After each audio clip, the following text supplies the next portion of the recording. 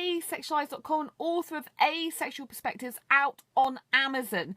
So how do you be intimate and still keep your clothes on? Well, this is something I'm quite good at because I am nudity repulsed. I don't like being naked in front of a guy, and I don't like seeing other women naked in general. I'm not interested in seeing the male anatomy naked either.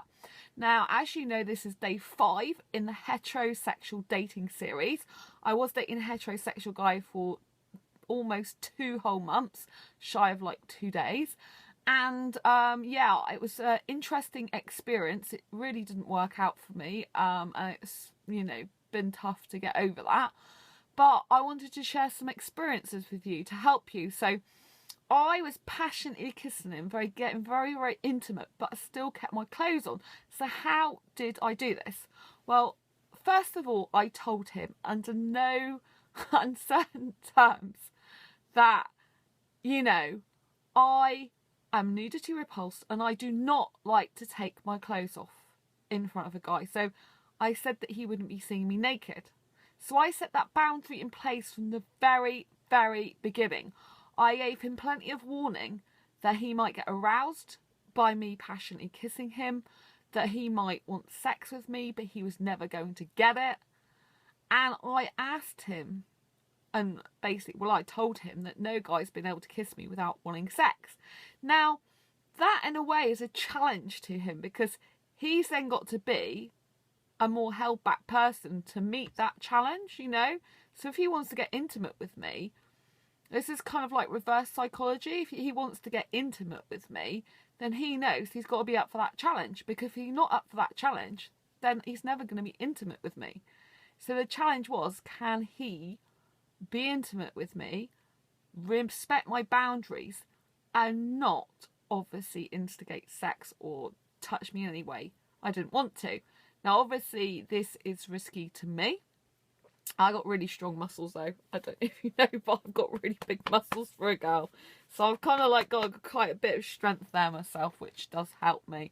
And I'm really strong in my personality, you know. But it does take a lot of trust. It took a lot of trust for me to be intimate. I kept saying no, no, no to it, even though I wanted to.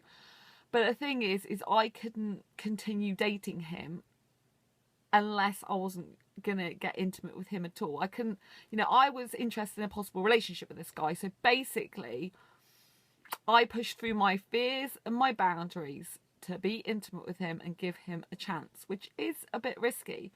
But I laid it on the line and we discussed it, you know, and he said, well, I couldn't do anything with you because it would be rape. And I'm like, exactly. If I don't want sex, it would be rape. So, and he doesn't want that on his record. He doesn't want to be that type of person. So yeah, I had to have a lot of trust with him. But the other thing is I was in control the whole time. So I always went on top of him. Okay, so in traditional relationships, when you're having sex, a lot of the time it would be the guy who goes on top of the woman, although things have changed a lot these days where women tend to go on top of the guy more than they used to. And you chop and change around, you know, when you have sex. I've had sex in the past, so I don't want it again, but you know, you can chop and change around to keep things interesting, to help if one of you's got pain, you know, or you just might want to swap it around sometimes, because the person who's on top is kind of doing all the work, so it's really quite a full body workout. So I went on top of him every single time I was with him to kiss him, and that was a heck of a lot of work for me physically.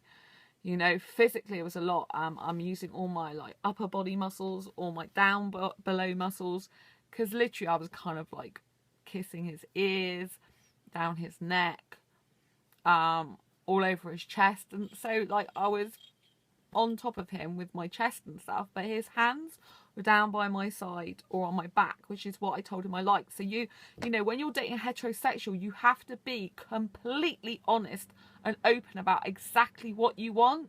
You know, you have to be really firm. You have to say, this is what I want. This is acceptable. This is not acceptable to me. I do not want you touching that. And of course, some heterosexual guys will try and do more, because they'll try and push their boundaries or your boundaries, right?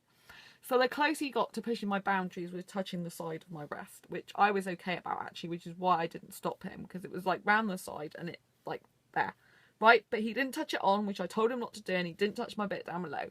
So, you know, and I could have moved his hand if I'd have wanted to, but it was just down the side and I was okay with that, you know? So that's why I didn't. But I was very aware, you know, I was very aware of him, what he did. But basically it was me. I mean, he said he hadn't had much experience in relationships, at kissing. So, you know, I was kind of teaching him how to kiss, or kissing the way I like to kiss. So very much I was in control. And this is how you keep the clothes on. You basically make it really, really well known, you know, your boundaries from the start, what you like, what you don't like, where they can touch, where they can't touch. And of course I was wearing skirts some of the time. So some of the time the skirt does ride up a bit when you're like literally, you know, kissing and like, you know, going on the chest and kissing his chest and stuff. So obviously my skirt does ride up and down a bit on his trousers, but I was okay about that. I don't think he saw anything. If he did, I'm kind of like not too fussed so much about if someone sees a little bit of underwear but doesn't see my private bits in that. If they see a little bit, I'm kind of like can be okay about it, but I felt like he didn't really see much. I mean, his head was here, my body was down there, so yeah, and he was kissing me, so yeah. But yeah, I just need to keep my underwear on and all my clothes on, so I'm not too bad about showing some body flesh of my own, but you know, I've got my limits. So yeah, he was very respectful, I have to say, and he'd had a very sexual past, so he was really well behaved with me and respected my boundaries, and that was kind of why it was hard to not be with him anymore in dating terms. I mean, we were doing very intimate stuff for dating. Normally I wouldn't do such intimate stuff with a guy. It probably, now I know I'm asexual, then yeah. I mean, in the past I did actually, on a first date I did snog guys, I'll be honest. Some people don't do that, but I was full on snogging. And the first date, yeah, so I'm kind of like quite like that. But I didn't kiss him on our first date at all. It took me a while, a few weeks, maybe a month or something. I can't remember.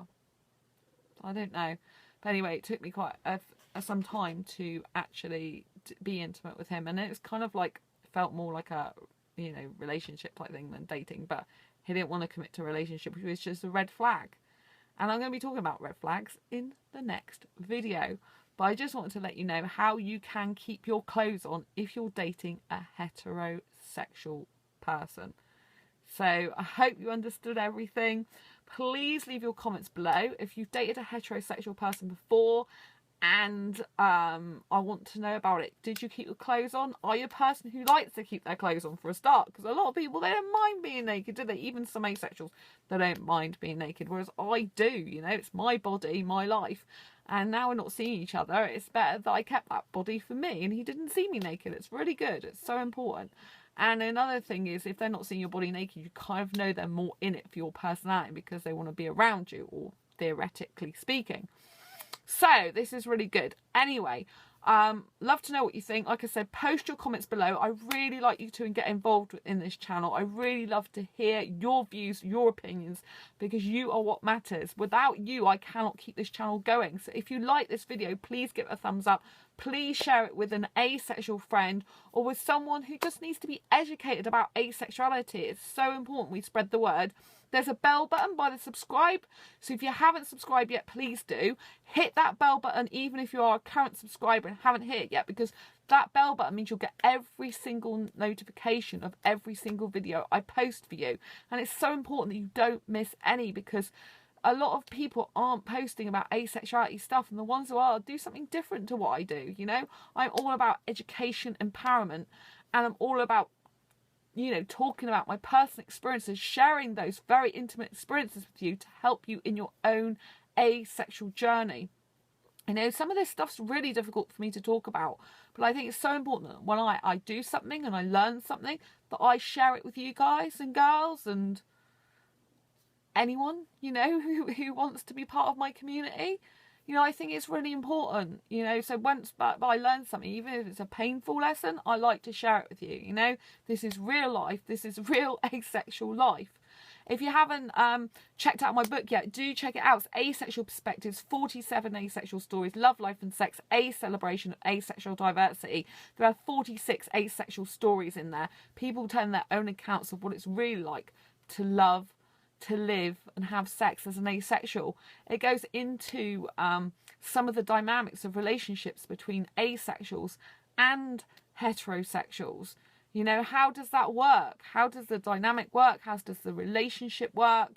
You know, what's it really like to be dating or living or married to a heterosexual? Find out in Asexual Perspectives book. It's valuable insight and information. Until next time, embrace your quirky and each other, and I'll see you on the next video. Bye bye.